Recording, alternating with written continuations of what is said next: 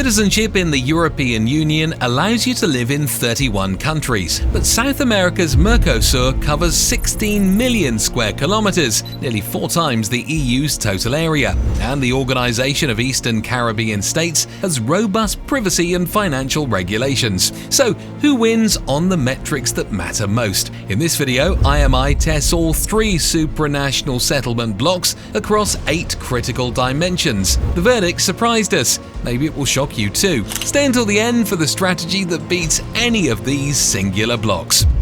First, on mobility. All 3 blocks grant cross-border settlement rights the moment you hold the right passport. Beyond that, they diverge sharply. Citizens of a European Union member state can live, work and study across all 27 member states. The European Economic Area extends that right to Iceland, Liechtenstein and Norway, and bilateral treaties push the practical total to 31 countries once Switzerland is included. Mercosur covers 9 signatories: Argentina, Bolivia, Brazil, Chile, Colombia, Ecuador, Paraguay, Peru and Uruguay. Venezuela is suspended, but maybe not for long. By area, Mercosur is far bigger than the European Union and the largest settlement bloc in the world at 16.4 million square kilometers. The OECS is geographically the smallest, but the revised Treaty of Basseterre gives nationals an indefinite stay stamp at any protocol member state's port of entry.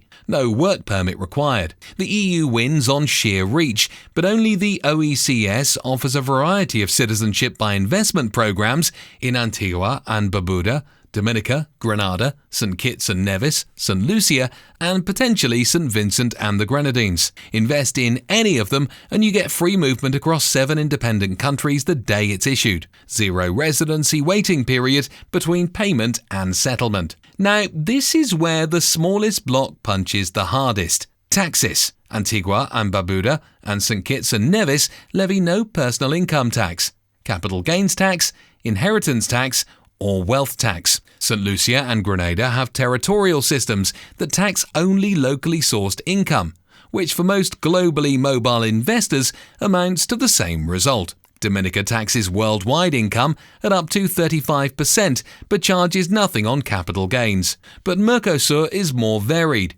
Paraguay and Bolivia have territorial tax systems and don't tax foreign-sourced income.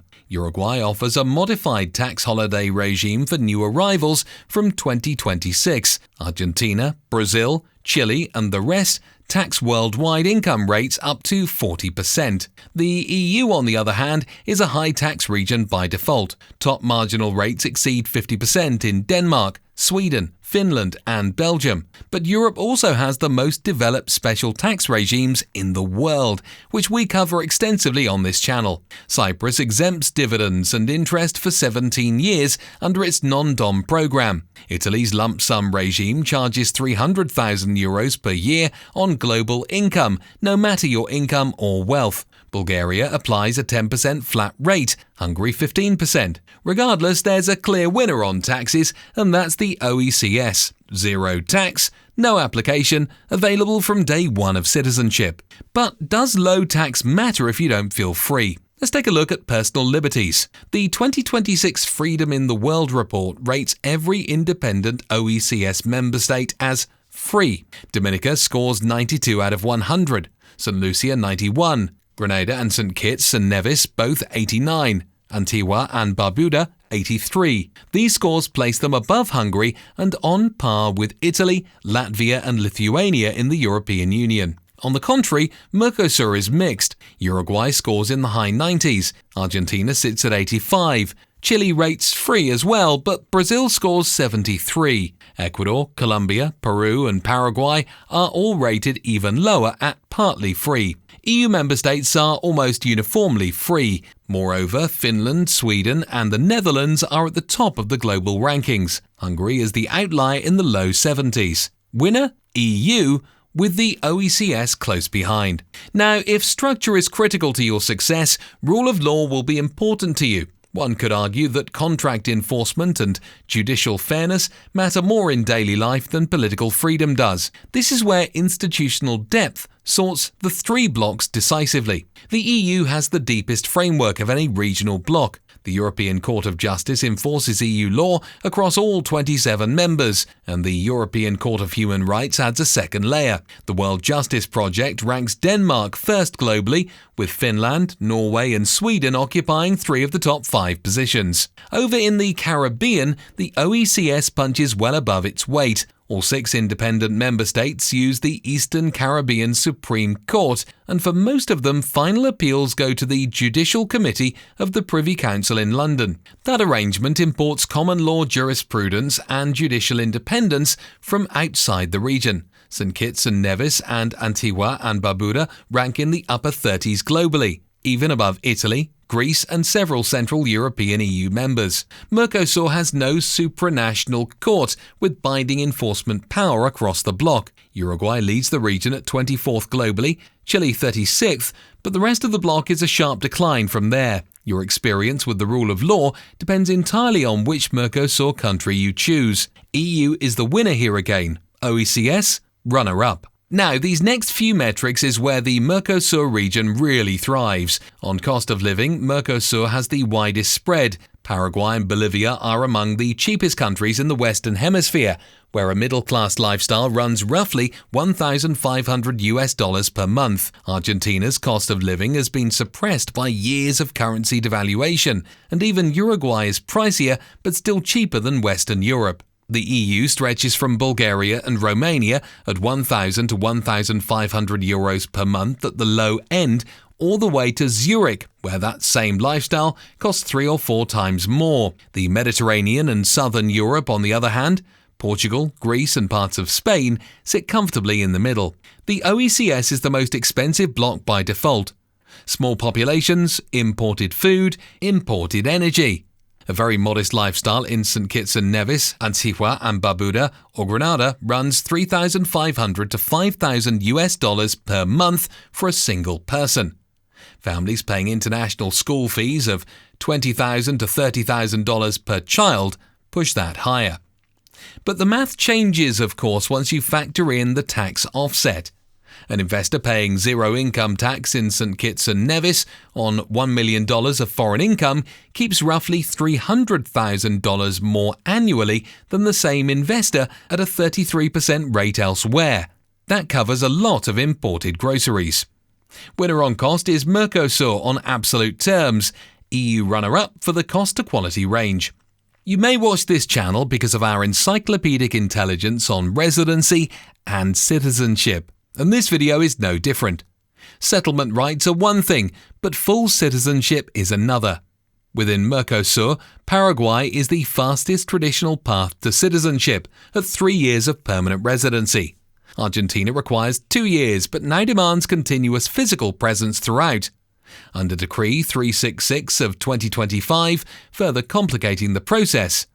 Brazil requires 4 years of presence. Uruguay 3 to 5, depending on family status, and Chile 5. The EU ranges from 5 to 10 years.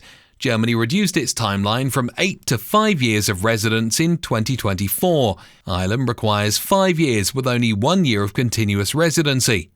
Portugal requires 5 until the president promulgates the new nationality law that will extend the naturalization timeline to 10.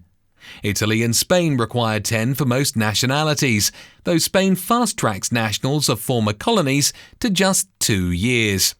The OECS compresses this timeline.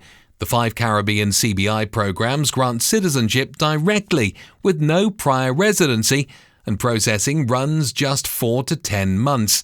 St. Kitts and Nevis sit at the premium end with a minimum contribution of $250,000, while Dominica, Grenada, Antigua and Barbuda and St. Lucia all offer a harmonized $200,000 floor while following the 2024 reforms. Winner on citizenship is OECS, with Mercosur runner-up through Paraguay and Argentina. Okay, now banking and financial access. Residency rights matter less if you can't open a bank account or move money across borders without friction, right? European Union countries operate under a single payments framework. The Single Euro Payments Area, or SEPA, covers 36 countries and settles euro transfers in 1 business day at negligible cost. Residents can open bank accounts across member states under the Payment Accounts Directive. Corresponding banking relationships are deep, and no EU country faces meaningful exclusion from the global financial system. The OECS is a more complicated position. The Eastern Caribbean Central Bank oversees a currency union covering all 6 independent members, plus Anguilla and Montserrat. Domestic banking works, but international correspondent banking is where the challenges begin. Caribbean banks have faced a decade of de-risking as global banks cut ties to smaller institutions over anti-money laundering compliance concerns. Wire transfers can take longer and cost more than EU equivalents. Mercosur's financial infrastructure is the weakest of the 3. Argentina's Cepo Cambiario, the country's capital controls regime, has restricted foreign currency purchases for 10 years, at times diverging the official exchange rate from the parallel market by 100%. Brazil is functional but compliance-heavy for non-residents. Paraguay and Uruguay offer easier account opening even for non-residents, but smaller banking sectors. Winner here is clearly the European Union, OECS runner-up despite de-risking headwinds. Now, the 8th and final metric is currency stability. Your return in these blocks, whether you invest for immigration or lifestyle purposes, depends on whether the currency in which your costs are denominated holds its value. Currency risk is a silent variable in any settlement block comparison. The Eastern Caribbean dollar has been pegged to the US dollar at 2.70 to 1 since 1976. That's one of the longest unbroken currency pegs in the developing world. The Eastern Caribbean Central Bank keeps foreign reserves well above the 60% legal backing requirement, and the peg has held through the 2008 financial crisis, the pandemic, and several regional shocks. For dollar-denominated investors, the OECS is effectively currency risk neutral. The euro fluctuates, but within a manageable range, trading between roughly 0.95 and 1.25 against the dollar over the past decade. Bulgaria joined the Eurozone in 2026, leaving Romania, Poland, Hungary and the Czech Republic as the main EU holdouts from the centralized scheme. Mercosur is where currency risk becomes far more existential. The Argentine peso lost more than 80% of its value against the US dollar between 2020 and 2024, before President Milei's aggressive measures. Brazil's real is less volatile, but has still depreciated roughly 25% over 5 years. The winner on currency stability is, maybe surprisingly, the OECS. The euro is the runner-up. Now let's tally up these 8 metrics. The EU wins 4, mobility, freedoms, rule of law and banking. The OECS wins 3, taxes, citizenship speed and currency. Mercosur wins just 1, living costs. No single bloc dominates, which is why the biggest doesn't equal the best. But that's exactly the point. A smart move is not to treat these blocks as alternatives, but to treat them as complements. A Paraguayan passport delivers Mercosur settlement rights and zero tax on foreign income. Irish citizenship, for the roughly 70 million people worldwide who qualify through the citizenship by descent rules, stacks EU access with UK settlement through the Common Travel Area in a single document. Any of the 5 Caribbean CBI programs can add OECS mobility, tax efficiency and dollar-pegged stability, available from day one. Individually, each bloc has gaps, sure, but stacked, they cover most of the world. Now that you understand how these 3 blocks stack up on their own, let's take this a step further. Check out the video on your screen next called How 2 Passports Unlock 39 Countries. It walks through how an EU and Mercosur combination opens up access well beyond what either bloc delivers on its own. Subscribe if you enjoyed and want more.